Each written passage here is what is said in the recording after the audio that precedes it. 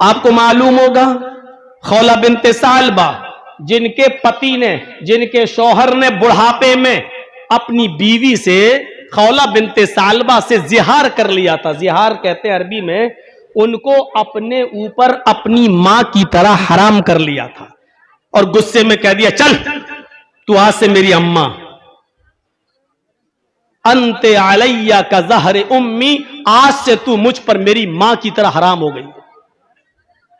جیسے میری ماں مجھ پر حرام ہے تو بھی نہیں چھوئیں گے تجھے، میرے قریب نہیں آنا بک. تو عرب کے اندر یہ دستور تھا، جب کوئی شخص اپنی بیوی کو یہ کہہ دیتا تھا کہ تو مجھ پر میری ماں کی طرح حرام، تو وہ حرام ہو جاتی تھی. اب شوہر اپنی بیوی سے مل نہیں سکتا تھا، بلکہ شوہر کے اوپر، پتی کے اوپر ضروری ہو جاتا تھا کہ وہ اس کی اب خدمت کرے، ماں کی طرح اس کی سیوا کرے. اب وہ اس سے مل نہیں سکتا تھا. غصے میں کہہ تو دیا، لیکن غصہ جب ٹھنڈا ہوا تو بہت پچھتائے. لیکن اب ہوتا کیا ہے، جب سارے راستے بند تو اوس ابن صامت نے کہا اے خولہ تم اللہ کے نبی کے پاس جاؤ اور ان سے کہو میرے لیے کوئی راستہ نکالو. تو خولہ بنت ثعلبہ جب اللہ کے نبی کے پاس جاتی ہیں تو اللہ کے نبی نے بھی پوری بات سننے کے بعد فرمایا خولہ میرے پاس بھی تمہارے لیے کوئی راستہ نہیں ہے، تمہارے شوہر نے تمہیں اپنے اوپر حرام کر لیا ہے، تم ان سے دور رہو. کہا اللہ کے نبی اگر آپ ہمارے لیے راستہ نہیں نکالیں گے تو کون نکالے گا؟ آپ نے کہا اے اللہ کی بندی میرے پاس کوئی راستہ نہیں ہے. اب تم اپنے شوہر، اپنے پتی پر حرام ہو چکی ہو، اب تم ان کے قریب نہیں جا سکتی ہو، جاؤ کوئی راستہ نہیں ہے. مایوس ہو گئی، پریشان ہو گئی، سوچنے لگی کہ جب نبی کے پاس راستہ نہیں نکلا تو کہاں راستہ نکلے گا. چلی وہ، اللہ کے نبی نے دروازہ بند کر دیا، مسجد نبی سے نکلتی ہے،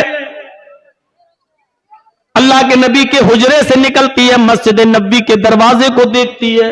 حجرہ اور مسجد قریب قریب، مسجد نبی کے دروازے کو دیکھتی ہے، مسجد میں گھس جاتی ہے، وضو بناتی ہے اور 2 رکعت نفل نماز پڑھتی ہے. اور نماز پڑھنے کے بعد اللہ سے دعا مانگتی ہے الہ العالمین میرے پتی نے مجھے اپنے اوپر حرام کر لیا ہے، محمد رسول اللہ کے پاس بھی راستہ نہیں ہے، میرے چھوٹے چھوٹے بچے ہیں، جہاں تک پیار و محبت کی بات ہے وہ تو میں بچوں کو دے دوں گی، لیکن کھلانے پلانے کی ذمہ داری تو میں بوڑھی ہو چکی ہوں، اپنے بچوں کی نہیں نبھا پاؤں گی. اے اللہ اس موقع پر مجھے میرے پتی کی سخت ضرورت ہے اور میرے پتی کو میری سخت ضرورت ہے، بڑھاپے میں دونوں ایک دوسرے کا سہارا ہوتے ہیں. اے اللہ اگر تو نے کوئی راستہ نہیں نکالا تو ہمارے لیے راستہ کون نکالے گا؟ وہ اپنے ہاتھ کو اٹھائے ہوئے اللہ سے دعا مانگ رہی ہے، گر گرا رہی ہے.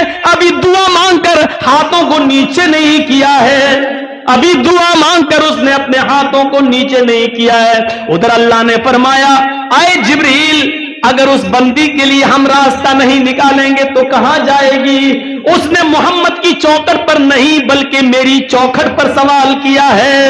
اس نے محمد رسول اللہ کے پاس جا کر بھی راستہ نہ پایا تو اس نے ہماری گھر میں، ہماری مسجد میں آ کر اس نے سجدے میں سر رکھ دیا اور ہاتھ اٹھا کر دعا کر رہی ہے اے جبریل جاؤ ایک ہلکی سی سزا متعین کر دو شوہروں کے لیے تاکہ آئندہ ان سزا کو دیکھ کر کوئی بھی شخص اپنی بیوی کو جلدی اپنے اوپر حرام نہ کرے، اور اگر حرام کر لے تو اس کے اوپر ایک کفارہ، ایک جرمانہ عائد کر دو کہ یہ جرمانہ لگا دو اور وہ جرمانہ ادا کر کے اس کو اپنی بیوی بنا سکتا ہے.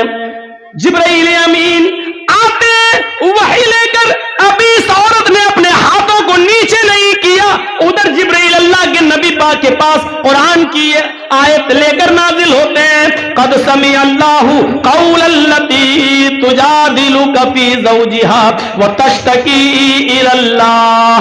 اللہ نے اس عورت کی بات کو سن لیا جو آپ سے بحث کر رہی تھی اپنے پتی کے بارے میں، اپنے ہسبینڈ کے بارے میں، تشتکی الی اللہ، اور وہ اللہ سے بھی فریاد کر رہی، اللہ سے بھی دعا کرتی جا رہی ہے. اللہ نے اس عورت کے لیے راستہ بدل دیا اور اس ایک عورت کے راستے، ایک عورت کی وجہ سے اللہ نے دنیا کی ساری عورتوں لیے راستہ آسان کر دیا ہے، ساری عورتوں کے لیے راستہ بنا دیا ہے۔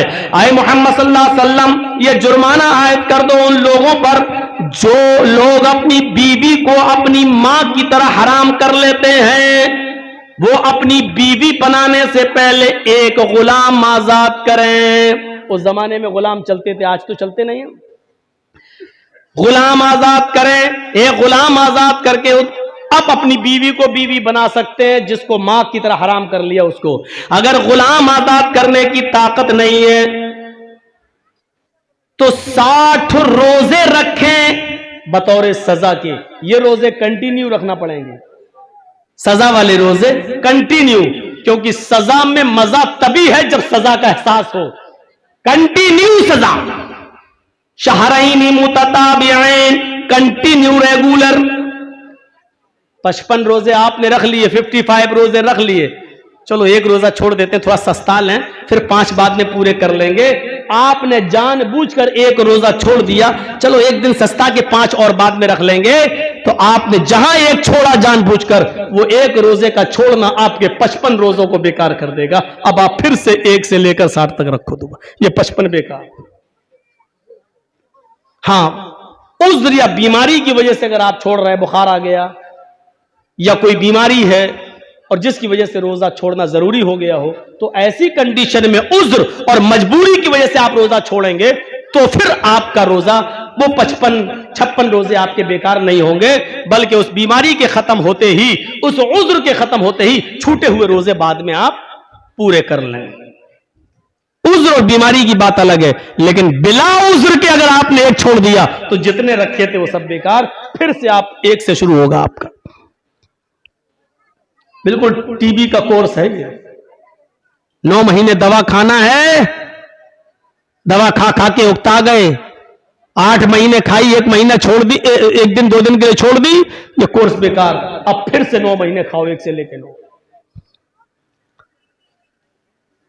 اور اگر 60 مسکینوں کو بھی کھانا کھلانے کی طاقت، 60 روزے رکھنے کی طاقت نہ ہو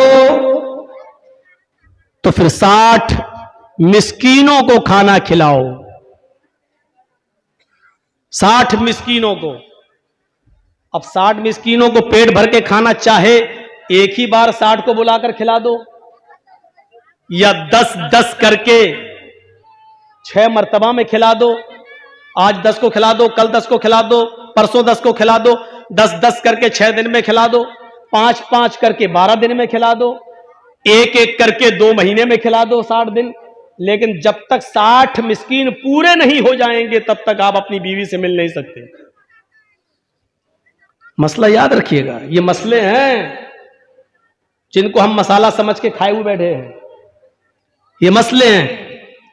اگر آپ کو زیادہ جلدی ہے، اپنی بیوی کو جلدی بیوی بنانا ہے، جلدی چاہتے ہو کہ ہماری بیوی ہماری ہو جائے، تو 60 کو ایک دن کھلا کے کھلا دو، چلو ایک ہی دن بلاؤ 60 مسکینوں کو، اور دونوں ٹائم کھانا نہیں کھلانا، صرف ایک ٹائم کھانا کھلانا ہے، پیٹ بھر کے 60 مسکینوں کو کھلا دیجئے، آپ کا کفارہ ادا ہو گیا۔ اب آپ اپنی بیوی بنائیے، لیکن اس ایک عورت کی گفتگو، اس ایک عورت خولہ بنت سالمہ کی دعا کو اللہ نے سنا۔ یہ اللہ سے ڈرنے والی عورت تھی جس نے مسجد نبی کا دروازہ دیکھا، اور نبی کے دروازے سے جب نکل آئی، اور اللہ کے نبی نے جب کہا تھا خولا میرے پاس بھی تیرے لیے کوئی راستہ نہیں ہے، جا میں تیرے لیے کچھ نہیں کر سکتا، تو اپنے شوہر پر حرام ہو چکی ہے، تب وہ نبی کے دروازے سے نکلی، لیکن مسجد نبی کے دروازے پر پہنچی تو دروازہ دیکھ کر مسکراتی ہے مسجد نبی کا، اور پھر محمد کی چوکھٹ کو دیکھ کر کہتی ہے اے محمد تیری چوکھٹ بند ہوئی تو کیا ہوا، تیرا دروازہ بند ہوا تو کیا ہوا، تیرے رب کا دروازہ تو کھلا ہے، میرے رب کا دروازہ تو کھلا ہے۔ یہ ڈرنے والی عورت تھی۔ اور جانتے ہو، کاسٹ مت پوچھو، قوم مت پوچھو، برادری مت پوچھو، اتنی عزت اس عورت کو ملی تھی کہ اللہ کے نبی صلی اللہ علیہ وسلم اس دنیا میں نہیں ہے۔ حضرت عمر فاروق ایک مرتبہ اپنے گھوڑے پر بیٹھ کر سفر جا رہے ہیں، حضرت عمر فاروق گھوڑے پر بیٹھ کر سفر کر رہے ہیں، اور خولہ بنت سالبہ لاٹھی ٹیک کر زمین پر چل رہی ہے، کمر جھک چکی ہے۔ حضرت خولہ نے عمر فاروق کو لاٹھی کے اشارے سے حکم دیا رک۔ حضرت عمر نے گھوڑا وہیں روک دیا. اس نے اشارہ کیا ہاتھ سے ادھر آ. حضرت عمر گھوڑے سے اترے اور خولہ بنت ثعلبہ کے پاس گئے. پوچھا کیا بات ہے؟ تصور کیجئے وہ خولہ بنت ثعلبہ جو اب بہت بوڑھی ہو چکی ہے, وہ خولہ بنت ثعلبہ جس کی کمر جھک چکی ہے, وہ خولہ بنت ثعلبہ جو لاٹھی ٹیک کر زمین پر چل رہی ہے, حضرت عمر کو للکارتی ہے. عمر کو گھوڑے سے اتر کر خولہ بنت ثعلبہ کے پاس آنا پڑتا ہے. اور عمر بھی وہ عمر جو 1 میل نہیں, 2 میل نہیں, 1 بیگہ نہیں, 2 بیگہ نہیں, 1 ایکڑ نہیں, 2 ایکڑ نہیں, 22 لاکھ مربع میل پر جس نے حکومت کی ہو, وہ عمر اس کے پاس آتا ہے. خولہ بنت ثعلبہ کہتی ہے نیچے جھک, تیرے کان میں کچھ کہنا ہے. حضرت عمر نے جب اپنا کان